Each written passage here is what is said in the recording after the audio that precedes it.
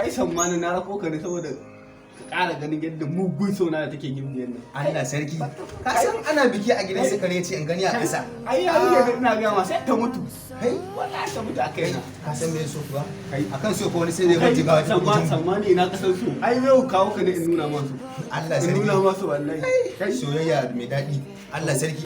Ga masa ne na ta mutu. Don't make us who we are. Barka da fitowa. Gida ya mutu ya ne.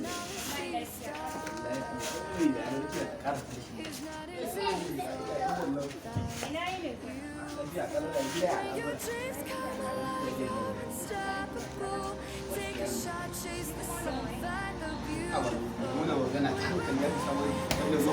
Zai da sai muna magana. Sammani karkace amana ta sammani.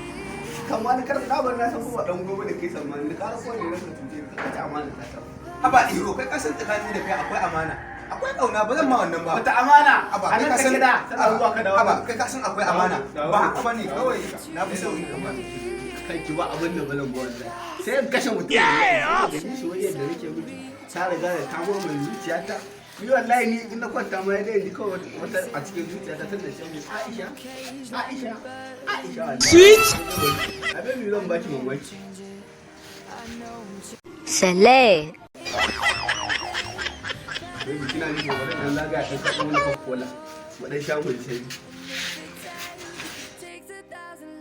Sele. Bai biki sai ina kaunar ki. Ai na san ki mutum da ina kallon kin da zuciya ta yi wani dirin ta kama da kun kafin cin gida samun lambar ki. Samun wallahi ni da ai rasa ki abin da gobe da sallah. Allah sai ki. Zinariya babban yarinya. Wannan ce? Wani kuma uba ma zuki dai sai raba ni da ke wallahi. Dan akan ki. Sweet. Ma ai ka ba ni same ta. Na same ta a daidai wallahi Allah. Sai an kashe ta. Kaga in na kashe kai na an yi biyo babu sai an ga da wallahi shara ko a kotu. Harkan munafunci. A yanzu aboki ba abun yadda bane ba. Dole ba wani ya sha tabu nake wallahi.